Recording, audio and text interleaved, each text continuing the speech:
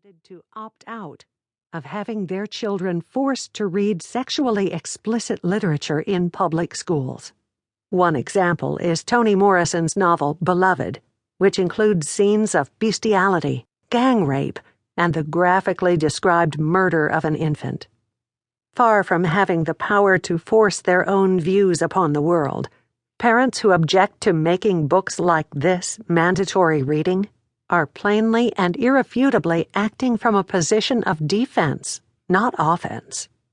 Elsewhere, on the broader cultural front, a long-standing tradition of anti-religious satire, drama, and diatribe have been advancing the secularist critique for several centuries.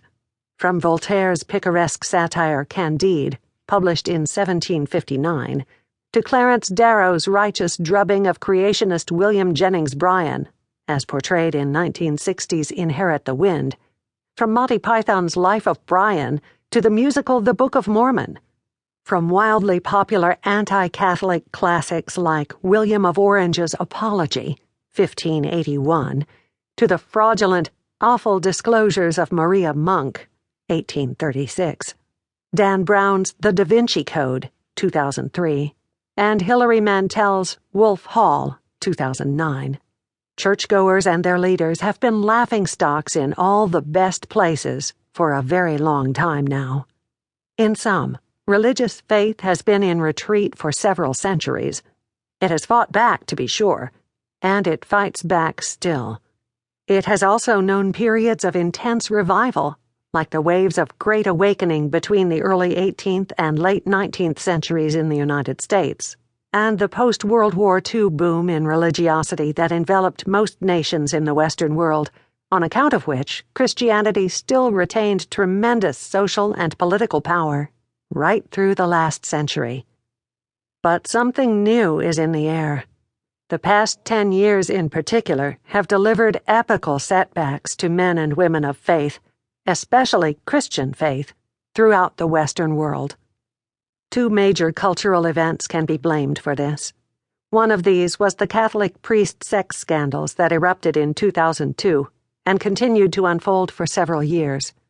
This moral catastrophe, dubbed by Richard John Newhouse the Long Lent, that many Catholics and other Christians still experience in the present tense, dealt the moral authority of the Church a crippling blow, from which it has yet to recover fully even over a decade later, and even with a charismatic, maverick Pope Francis at the helm. The second of these events was 9/11. Once upon a time, atheism was a boutique phenomenon. Even in a nation with philosophical roots in the Enlightenment, most Americans were believers of some stripe, and even today, a majority profess some connection to God. Still, every village had its atheist, usually regarded as an eccentric or crank. Perhaps the most effective of these figures was Madalyn Murray O'Hair, the founder of American Atheists, and a single-minded crusader for stricter separation between church and state. O'Hair was the moving force behind the lawsuit Murray v. Curlett, which led to a Supreme Court ruling in 1963, Abington School District v. Schempp, ending school-sponsored Bible reading in American public schools. Another issue of pressing concern to atheists was the presence of the words, "One nation under God," in the Pledge of Allegiance. Atheists also campaigned, often successfully, to remove nativity scenes from town halls and public squares, leading to conservative claims of a secularist war on Christmas, as the slogan has it. For most of the decades of the culture wars, such issues did not engage the passions of the vast majority of Americans. But after 9/11, the formerly fringe concern about the overbearing presence of religion in American life entered a new phase of aggressive militancy. In retrospect, it's not hard to understand why. Fanatical Muslims had just flown airplanes into the World Trade Center based on their belief in violent jihad as a religious obligation, rewarded by the promise of sensual pleasures in paradise. This unspeakable act of violence, driven by beliefs most people found alien and abhorrent, gave rise to a reaction that was called the New Atheism.